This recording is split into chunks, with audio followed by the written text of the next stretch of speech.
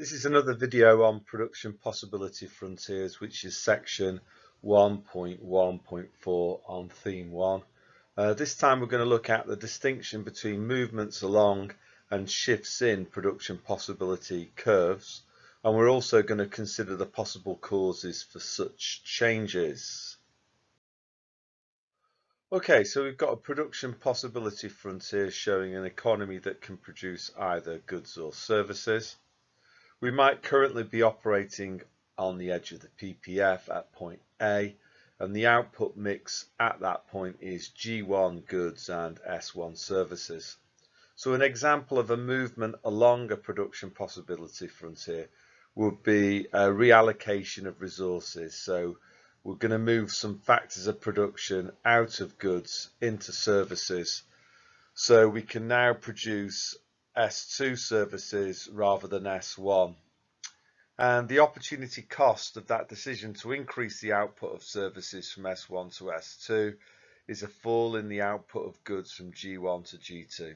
So that's what a movement along a production possibility frontier looks like. And it really just describes a change in the output mix of the economy. So to clarify, go into things in a bit more depth.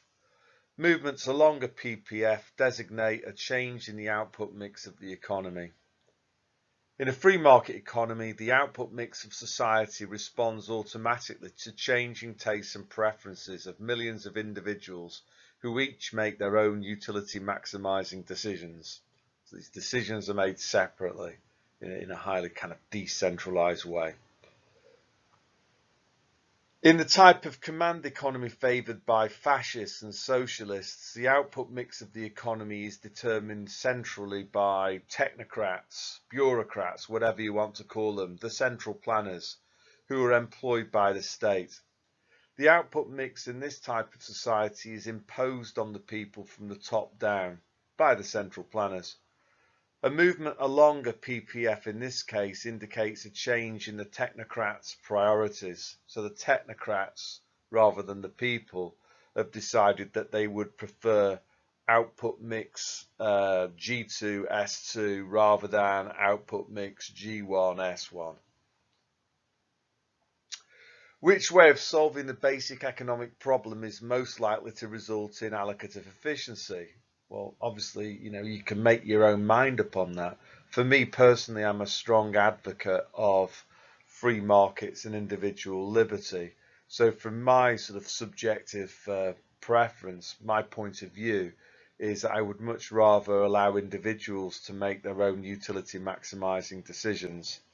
The problem with central planning is the economic calculation problem as outlined by Hayek. So even if bureaucrats, central planners were well-intentioned, how would they know what the allocatively efficient output mix was? We're all unique. We've all got completely different tastes and preferences. How would a central planner even know what we wanted? For example, like, would you trust your dad to go out and buy you your next kind of suit?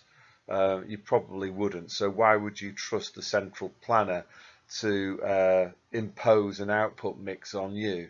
Because in all probability, it's not going to be what you want. And then the second issue really is just why are we assuming that they'd even be interested in wanting to find out what you wanted?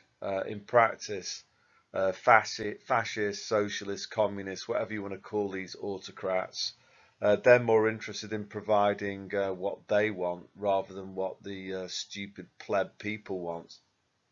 They're just irrelevant as far as the central planners are concerned, and they just better suck up whatever output mix the central planners have decided for them. And if they kick off about that and complain, well, they'll get sent to the concentration camp if it's a fascist centrally planned economy, or the gulag if it's a socialist command economy. So we'll now look at shifts in the production possibility frontier. The position of the PPF shifts when the productive capacity of the economy changes. And there are two reasons why the capacity of the economy can change over time.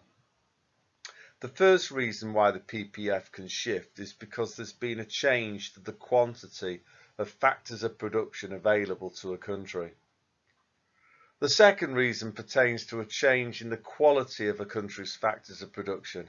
For example, the productivity of labour might have improved, and that might have caused the PPF to shift outwards to the right.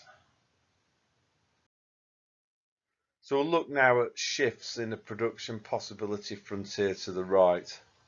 When the productive capacity of the economy increases, the PPF shifts to the right. This is called long-run economic growth.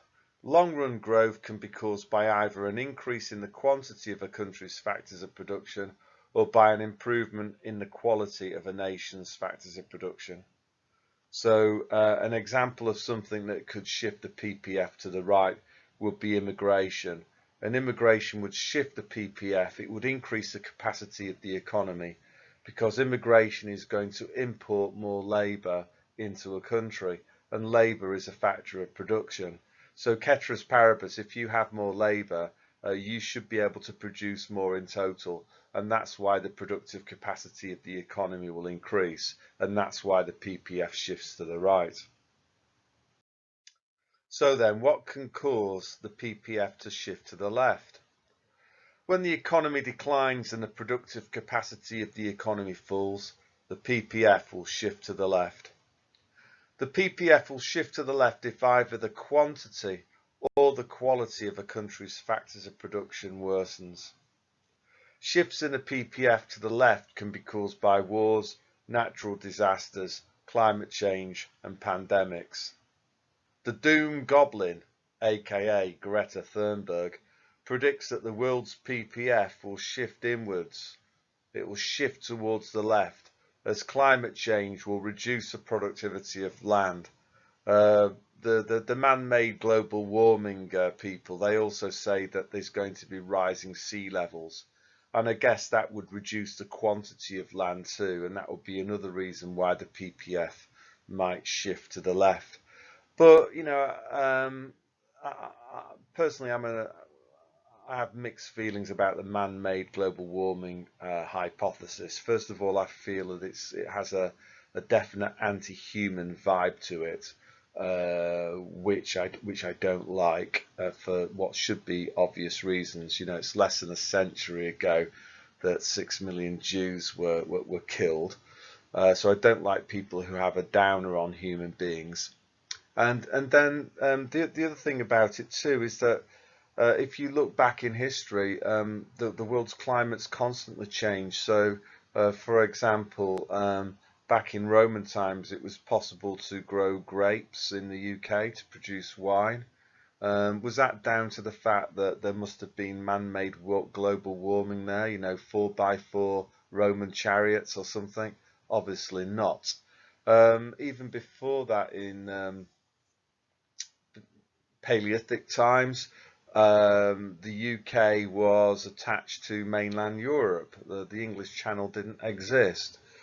Today, obviously, it does. You know, so there must have been rising sea levels back then. You know, again, was that down to man-made climate change? Obviously not. So I would just say exercise caution and think critically about this man-made global warming hypothesis. I'm not saying that it's definitely incorrect, but I'm sort of agnostic about it. Okay, that brings us to the end of another video on PPF. Hope you've found that useful.